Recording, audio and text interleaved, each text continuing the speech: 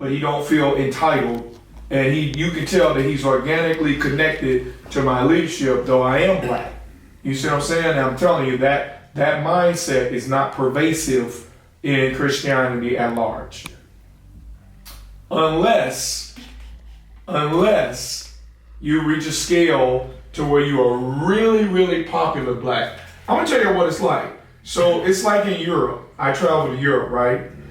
Europeans really don't like black people in general. Okay? They don't. I've seen it with my own eyes. Because in Europe, there's a lot of black migrants that come from Africa, and in the European structure, once they get there, then their system is such that automatically they qualify for certain benefits. Yes. Okay? So they see the blacks that come there as leeches on their society. Mm-hmm. They don't like black people. Mm-hmm. Unless they're Beyonce and Jay-Z. Unless they're Muhammad Ali or Floyd Mayweather. So you have to be a person with a whole lot of money or a whole lot of influence before they will respect you.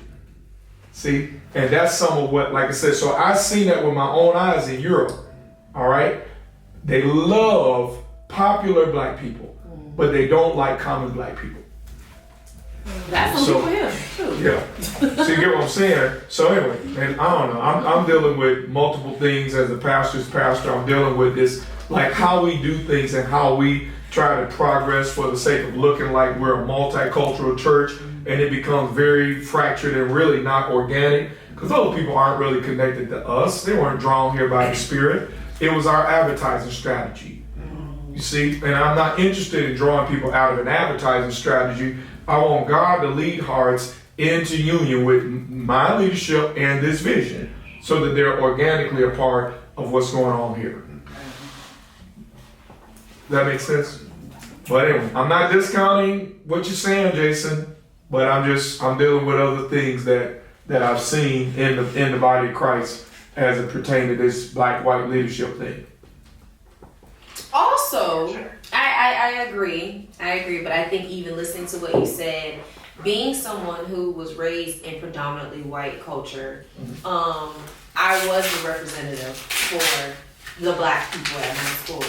And so being able to see me freely, being and existing and wearing what I wanted to wear and people gravitating to me, that was one of the things in this example that I could see where representation does matter. And getting white people, for this case, in the view of other people so that those who are meant to be drawn here, because some white people are meant to be here, some Hispanics are meant to be here, whoever are meant to be here, but they don't know about us. Right. So I think that's another thing to think of too, or consider. Yeah, and I think that's Jason's point. I'm dealing. I know that's Jason's point. I'm not dealing with that. I get that. I'm dealing with a whole nother layer of issue, which is more of a pastoral issue, and what I've seen, like I said, just in the dynamic of black people joining a predominantly white church versus white people joining a predominantly black church. Yesterday, when I posted the video from the message on Sunday, a guy who I went to school with, a white guy that I went to school with, he asked me for the link to watch. He said, man, I cried. He messaged me back when he finished and was like, I cried watching that. I needed that. And I was like, oh, okay. And I just jokingly posted, what I said was, not only to see my cute face at the first 10 seconds of this video, but it'll change your life. And so he watched it and he said he was freed from it. Oh, wow. So in those, This was from, what service was this from? Sunday. Really? Mm-hmm. Oh, wow. Well, that station has no color. There ain't got no color. I had lunch yesterday with my two white friend pastors, right? And so we literally, that's what. That's bad when you count how many white friend pastors you got. Yeah, I got a lot, but yes, I have monthly lunch with two of my white friend pastors. So yesterday I had lunch with them. And when I started talking about this topic, they're like, oh, that goes on in our church just the same way. It's just, And then the other guy said, I just never seen it dealt with so straightforwardly. Because he said that's the first service I ever been in where such a sensitive topic was dealt with so straightforwardly. Yeah. I think that's the difference between our church. Like, it doesn't matter if we're black or white. It's the fact that you just be like, well, this is the truth, and it is what it is. And people are used to like, well, we're gonna sugarcoat this. We're gonna, breeze past it. But you be like, no, this is what it is, and that's what people need. Yeah, there's no deliverance in sugarcoating things. Which, sidebar, to jump onto that train, on Sunday, we were talking about vision, purpose, goals, like, for the month of December, that's what we're talking about. Somehow, some way, we got on the topic of abuse. I did not know what y'all were talking about over here, but we started talking about abuse, and we started talking about, like, even sexual abuse, traumas, and stuff like that, and it just went from there. I was like, okay. Yeah. So it was interesting to go from their idea and understanding of who they are, purpose to being in God, like the vision, but then they can't move past certain things because of what they've been Absolutely. through. Absolutely. You it's very difficult to actualize your potential when you're still in trauma. Right. And that's a straight line. Right. Because you gotta address traumatic experiences and how they define you. Right. Unwittingly, they define you. Whenever you deal with progress, you got to deal with the sublying problems. Got to take the axe to the root of the tree. What keeps people from progressing is not outside of them; it's inside of them. The inhibitors are inside. Right. So that's a straight line. You got to deal with these issues before you can advance in life. Right. Absolutely. You see, and that's one of the reasons that we do touch on these sensitive issues, because this is the stuff that hinders people from actualizing their potential. But the church, especially black church, like to blame it on the devil. Okay, so Sunday, we had a team meeting, and there is a couple of ladies that are not a part of our church. Don't watch it. The conversation came up. The one couple were having issues in their marriage. Guess what the issue was? The wife had been molested.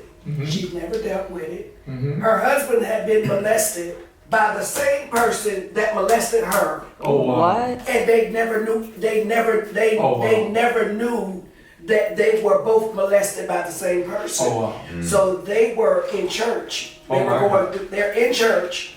The pastor could not counsel them because they were trying to get demons cast out of them. But it wasn't until they went to outside of the church into counseling that they were able to find out that the issue was molestation. You spoke it. Molestation drew molestation, and that almost wrecked their marriage. And so after that, I said to her, now I need you to go back and watch this broadcast because our apostle just dealt with that. Broke down right there at the table. Wow. So it's going on. And that was really heavy to know that a husband and a wife, both that were affected by the same person. Wow. They in their previous years, the wife was molested and the husband was molested by the same person. Wow, that's incredible. Yeah, it's gonna be in their book. Wow. Well, there's gonna be triumph, That's what awaiting those who get past trauma is triumph. It's getting past it, resolving it, getting on. Alrighty. So we already talked about the apostles. Yes. And that phenomenon. So we need to get back to what we were doing. Yes. It was a good idea. It really was. Right. But I guess people weren't ready. They weren't ready. Alrighty. Marley, you were giving updates on your series, Dedicate December series. Yeah. So it's going well. The kids they said that they want to start the initiative of Pledge 100. So I need that from you sooner than I thought. So Pledge 100 is where they bring over the course of a year 100 people to the church. Right. And so they said that they want to start it earlier because, yeah, that's what they want to do. Okay. And this Sunday we had 25 students, 25 returning students, 3 visiting.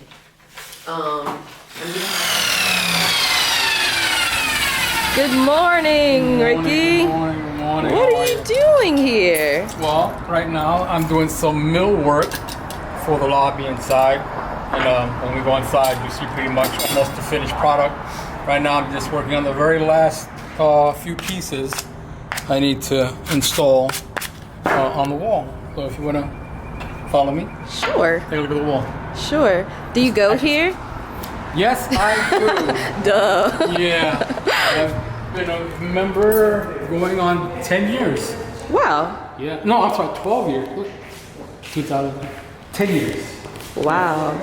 And how long have you always been, like helping with the upkeep of the church, updating it, and different things like that? As of late, I'm newly deacon. Oh, snap. Yeah, but I've been the chief of security for quite some time. This is just something that I do, that I've learned since I was a kid. And I've been pretty much helping my wife now with her business, the Atmosphere Designs, and doing mill work on the walls of different houses and places that we've gone to. So this is one of my designs. One of your creations. Yeah, this is a one of a kind. Nobody else has this design. Wow. So how do you come up with the design? Do you like draw it out first, or like how do you do that? First there's a vision, Right. and then you have to put it on paper because it has to look good on paper, matching the wall Right. that it's going to go on. And from there, it's just create. Wow. So that piece you saw me cutting, those little ones are going to go right here in the center of this piece right here. Wow.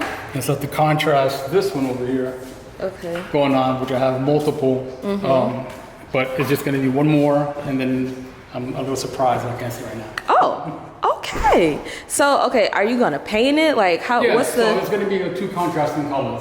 This original color is going to be done, and then it's going to be a white wash or white color to make it, stand out. Wow. Yeah. So after I finish that piece, I now have to sand down all of my, rough edges, all the places where I fasten it to the wall, smooth it out. That way, when the painter comes in, all I have to do is just paint over it. Wow. So how do you balance like being this would be carpentry, right? Yeah. Wow. How do you balance that, being the, head of security and being a deacon and Well, I mean, Just- skills are things you learn, right? And this is one of the skills I learned when I was a child. My brother-in-law started me at the age of 10. Wow. He was a master, contractor. And at the age of 10, I started with this, learning how to do drywall, pretty much handyman work, and this. wow, so you could pretty much build a house if you wanted to. It would take me longer than most guys could probably build a house. But Right. I'm sure I can do it. I Right. can do it. No, and then like I said, this is the time that I have because I just got off work. I worked overnight, and after that I came over here, had everything ready, and I'm just finishing up on what I just told you about.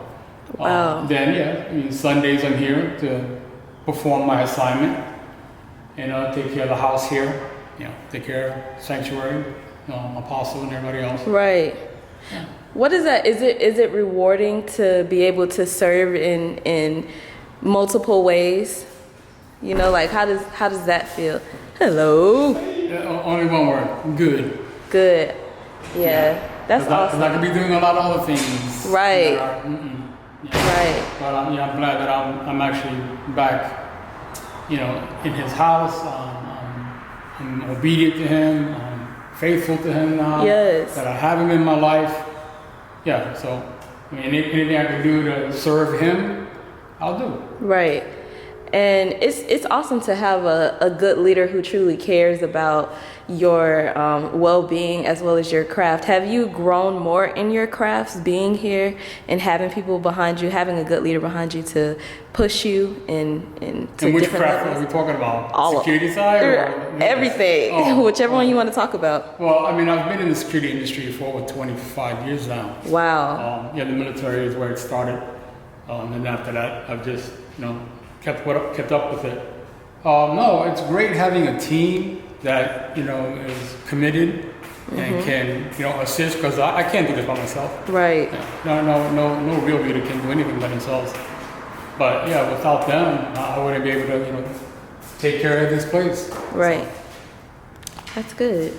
That's good. Well, Ricky, we're gonna let you get back to work. Thank you. I'm almost done, so I'll call you in part 2, and you can see what I finished. Okay. And stuff, and then later on, you will see the actual finished product. Okay, that's gonna be fun. All right, thank you. We are heading over to the Empowerment House. See what they do on a daily basis.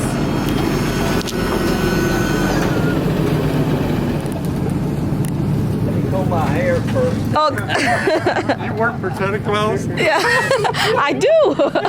Checking us out. Yeah. So this is the Empowerment House, and these are the boxes that they unload every Friday. Hello.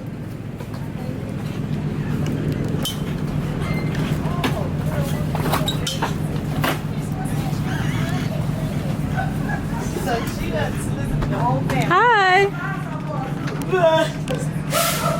She's so, Just getting some footage. This is Lady Fonda, our beautiful Lady Fonda. How's it been at the Empowerment House? Just unloading stuff and helping people. Wonderful. It feels good to be able to actually do this and give to people that may need and maybe not necessarily be in need, but it's helping them with their event and helping them be able to give to their family, and their meals and stuff like that. So it feels good. Good. And it's Christmas time. I forgot about that. And these things are heavy too. Yes.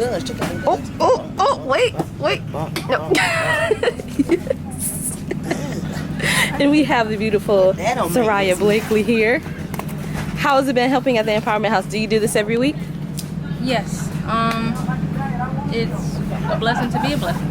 Wow. To be able to help others and see the impact that it has. I was once homeless, so I know what it's like to be able to give back. That's a whole word. And share with others. It's okay. Did I interrupt? No. It puts a smile on my face to know that my reward is in heaven. I'm doing it for God. I'm doing it for Him, making Him happy. You better come on. I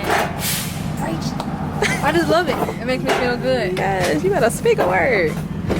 So now if y'all don't mind, I'm gonna try to see what it looks like. What is all this? Welcome to our Center for Manifestation Empowerment House. Today I'm just going to walk you through a quick, brief run-through of what we do here on every Friday. On every Friday, as you already saw, we have 2 trucks that come in. We have a truck that delivers the meats. We have a truck that delivers the dry goods. This is our dry goods pantry. Right now we have our pastor and his wife stocking the pantry shelves. So we get the dry goods, we stock them in here. We usually pass these out on a Saturday. Come on, follow me. Just getting the shelves stocked up to be prepared for our next distribution on Saturday. The dry goods go in there, and then we have the produce, and we're still in the process of bringing in the boxes. As you can see, the truck is not fully empty yet, but this is the produce. We have our meats that we stock over here, and after we get everything into the house, we go back here. We have the meats distributed to 2 different rooms, and we come in these rooms, and we're getting prepared right now today. We have the meats that we sit here. We go through barcodes and mark out barcodes just to keep integrity flow with what we give to our community. And these are our crates. We stack everything on the crates. We fill boxes up, and weekly right now we're doing anywhere from 55 to 60 boxes.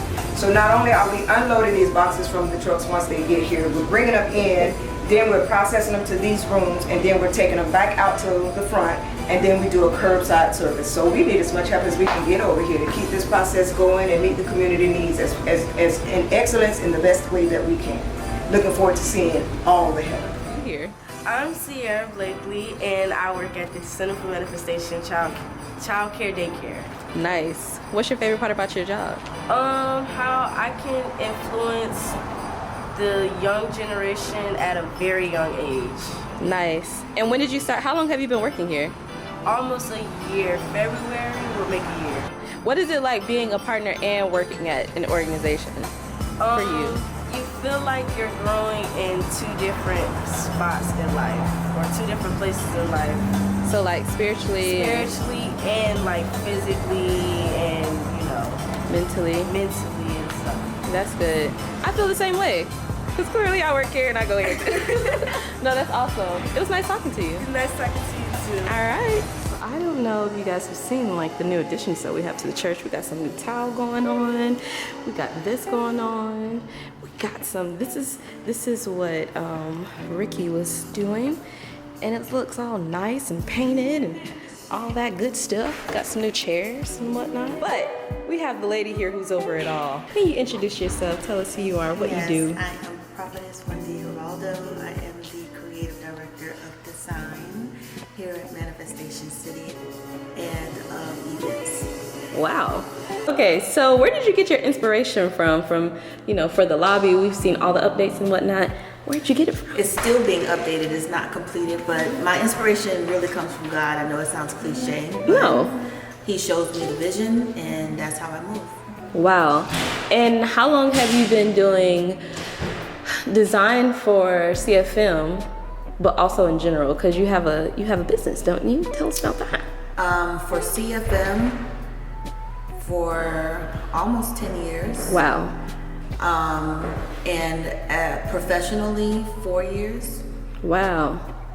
And what would you say is the most rewarding part about doing, you know, creative direction and design here at Manifestation Worldwide? Seeing the end result, seeing it all come together, seeing the faces of the people, and, you know, just pretty much the end result of it all, because piecing it together, sometimes it doesn't make sense. Right, right. And I have so many people question, like, well, why'd you choose that color and why'd you put that there? And then when they see it all come together, then they're like, oh, I understand now. Right. So that's the part that I love the most. Right. And okay, so we've seen, you helped with Holy Wing, well, the Gates of Hell experience and Easter. Okay. Well, we've definitely seen you transform the sanctuary into literal heaven for Easter, was it? How do you, like, sometimes ideas seem too big, but is there ever an idea that's too big for you? A lot of them are too big for me. And wow. So when I say God, I'm not saying it just to say it. And so I have to take it before him and I'm like, okay, Lord, this is what I'm required to do. I need you to show me what to do, because right now I'm at a crossroad. I don't know what direction to go. I don't know if this is gonna look good. I need you to solidify it, and then he'll show me. He'll give you the steps and the people. What is it like being able to work with a team? Like, of course you have to be a good leader to have a creative vision executed, but how do you lead your team? I allow my team to be creative. And so that's simple. But that's how it works. Yeah. I don't want to stifle anybody's creativity. I'll tell them the direction I'm going, and then I'll allow them the opportunity to come up with the plan or the design. And if I don't like it, then I'll say, hey, you know, what about this? But generally I allow them the opportunity to express themselves through creativity. Being a creator myself, right. I know the importance of being able to flow how God shows you. And so I don't want to stifle anybody from being able to move how God tells them to move. Right. And that's, in essence, how I'm able to lead them.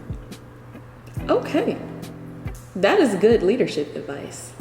So, what would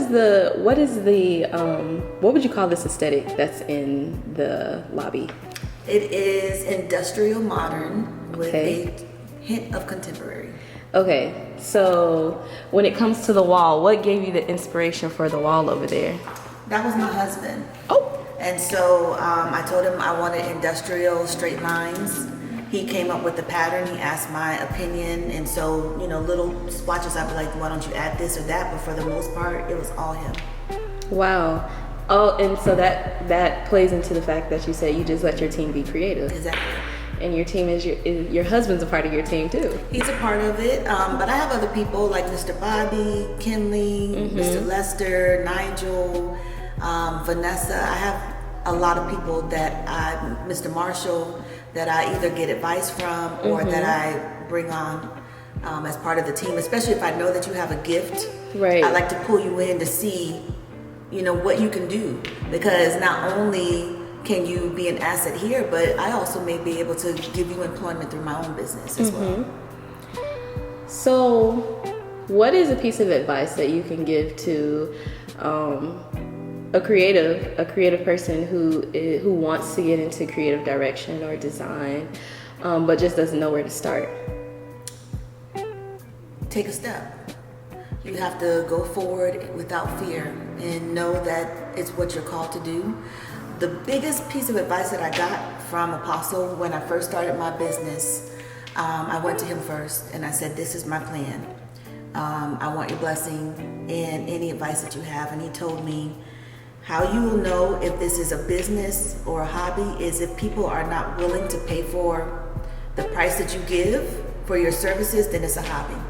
But if people are willing to pay you for your services, then you can create it into a business. And I've stuck with that. And that's helped me to not be afraid in regards to what I charge people. It's helped me to not be afraid.